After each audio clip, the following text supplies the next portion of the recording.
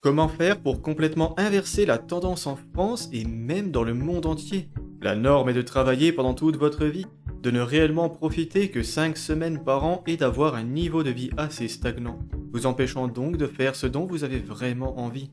Il n'existe pas de solution miraculeuse pour sortir de là, mais il existe des solutions quand même. Il est parfaitement possible de renverser la situation en sortant de la norme. Plutôt que de travailler toute votre vie et de tout dépenser au fur et à mesure en charge, mais surtout pour vous faire plaisir, vous pourriez en fait travailler plus efficacement et intelligemment dès maintenant, pour pouvoir vivre comme vous le voulez plus tard. Différents objectifs sont atteignables suivant votre âge et votre motivation. Sécuriser une retraite plus confortable, vous constituer un complément de revenus et même partir en retraite anticipée. En 2024, le salaire médian en France est d'environ 2100 € net par mois. Et ce salaire suffit amplement à aller chercher des résultats extraordinaires. Vous pouvez faire plusieurs choses avec tout ça, dont certaines sont obligatoires comme payer le loyer, les charges courantes et toutes ces choses-là. On enlève donc 1000 € dès maintenant. Il nous en reste 1100. Et ce que vous allez faire de cette somme a un impact direct sur la vie que vous aurez plus tard. Il y a un certain nombre d'options. Vous pourriez tout dépenser dans ce qui vous fait plaisir, ou alors en épargner une petite partie. Ou même en épargner une grosse partie, parce que voilà, vous voulez être tranquille et assurer vos vieux jours. Mais ces trois options sont mauvaises. Si vous dépensez tout en loisirs, ça veut dire que votre argent ne travaillera jamais pour vous. Chaque euro présent sur votre compte en banque résulte de votre travail et votre potentiel est donc très limité. Vous ne pourrez jamais prétendre à aucun des trois objectifs cités au début de la vidéo, et vous dépendrez de la retraite de l'État, un plan très bancal. Mais épargner n'est pas tellement mieux, que ce soit une petite ou une grosse somme chaque mois. Ça revient presque au même que de tout claquer en loisir. Le fait d'avoir de l'argent de côté ne sert pas à grand chose en tant que tel. Et oui, ça vous surprend peut-être, mais c'est pourtant logique. Le but pour être confortable financièrement, c'est d'être rentier d'une certaine somme, pour que ça ne s'arrête jamais. Même si vous arrivez en retraite avec 100 000 €, vous en viendrez vite à bout, surtout avec l'inflation qui vous fait perdre du pouvoir d'achat chaque jour. Bien sûr, personne n'épargne comme ça sur son compte courant pendant toute une vie. Il y a beaucoup d'options pour faire fructifier votre épargne. On pense au livret A, au plan épargne logement, au livret de développement durable et solidaire, à l'assurance vie que vous avez souscrite auprès de votre banque avec un taux de risque presque inexistant et qui vous rapporte 2% par an. On pense aussi au plan épargne retraite, qui est configuré un peu de la même façon et vous rapporte lui aussi 2% net par an. Tous ces placements ne servent à rien. Et un taux de 2 ou 3% par an est parfaitement naze. Il n'arrivera pas toujours à battre l'inflation, et même s'il y arrive, il vous fera peut-être gagner 100 € en 10 ans. Bon, je suis un peu dur quand je dis qu'ils servent à rien, ce n'est pas exactement vrai. Le PEL ne sert effectivement à rien, honnêtement. Les quelques avantages qu'il propose sont tout simplement insignifiants par rapport aux autres options que nous verrons juste après. L'assurance vie et le plan épargne retraite, si utilisés correctement, sont de très bonnes enveloppes qui peuvent même être les plus optimales suivant votre profil. En imaginant que vous les utilisez en gestion libre, donc que vous achetez les unités de compte vous-même pour commencer, mais aussi que vous achetiez les bonnes, et que vous passez par un courtier compétitif. Sinon, c'est 2% par an qui s'envoleront directement, ce qui est dévastateur. Les livrets ne servent pas non plus à rien. Vous pouvez, et devriez, y mettre une petite épargne de précaution en cas de coup dur. Si vos investissements sont un peu incertains ou bloqués jusqu'à une certaine date, mieux vaut prévoir un petit matelas de sécurité, et c'est bien sur un livret d'épargne qu'il faut le placer. En fait, pour réussir à surpasser le français moyen qui passe sa vie à travailler, il va falloir réfléchir et agir différemment. Commençons par réfléchir différemment. Pour décupler vos résultats, vous devez donc vous constituer une petite épargne de précaution, d'environ 3 mois de dépenses courantes obligatoires. Si vos charges sont de 800 € par mois, il vous faudra 2400 € minimum et environ 5000 € maximum. Avoir une épargne trop grosse vous coûtera très cher sur le long terme, donc veillez bien à calculer son juste montant.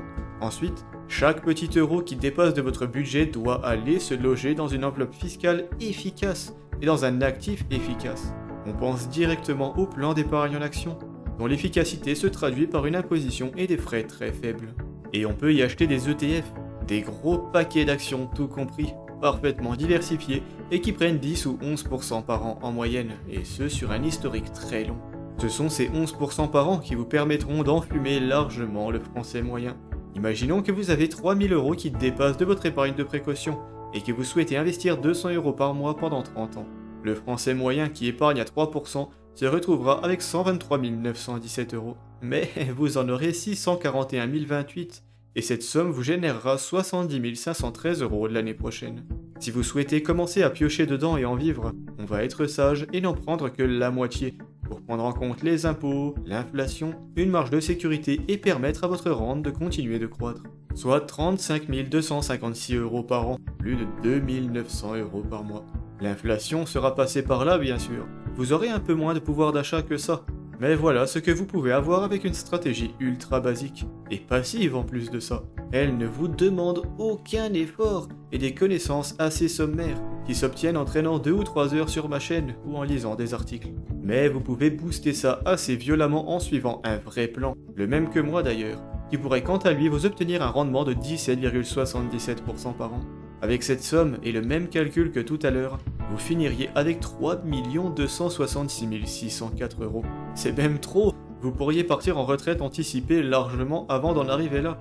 Le rendement n'est bien sûr pas garanti, mais n'est pas basé sur du vent, plutôt sur la moyenne des 10 dernières années, plus quand même une petite marge de sécurité.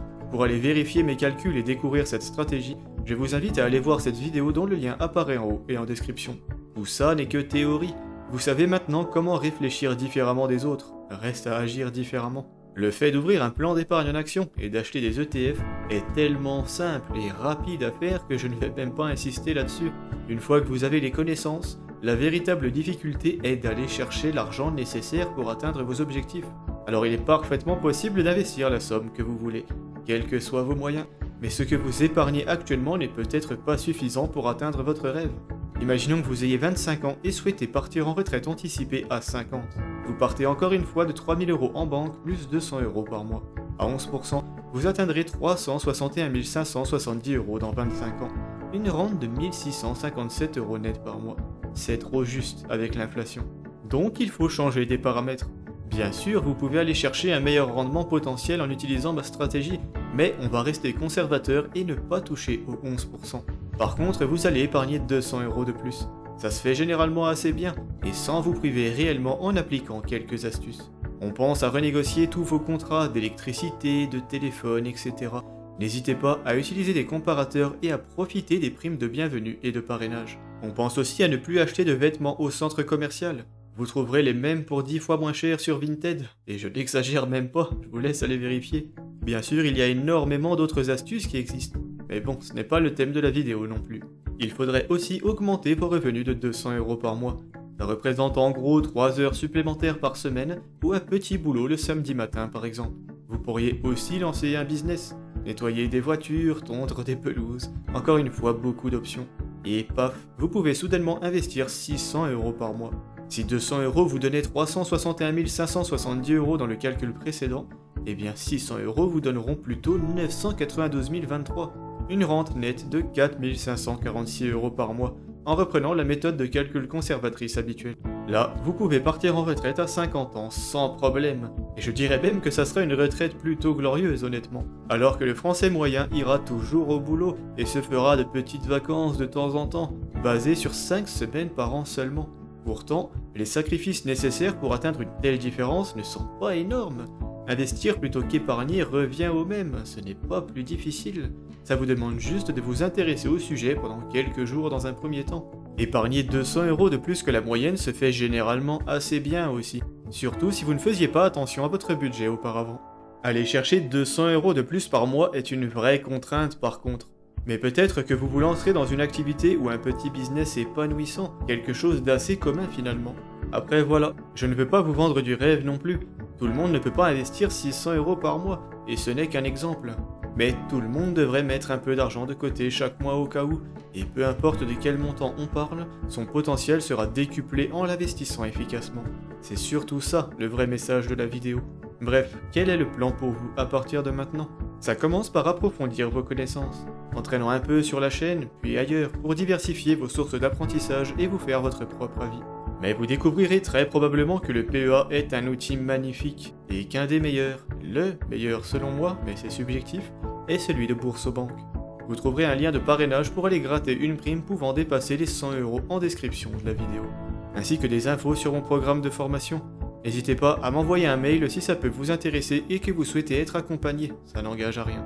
Mais sur ce, je vous dis à la prochaine. Je vous invite à aimer la vidéo si elle vous a été utile, et à vous abonner à la chaîne si mon contenu vous plaît. Ciao.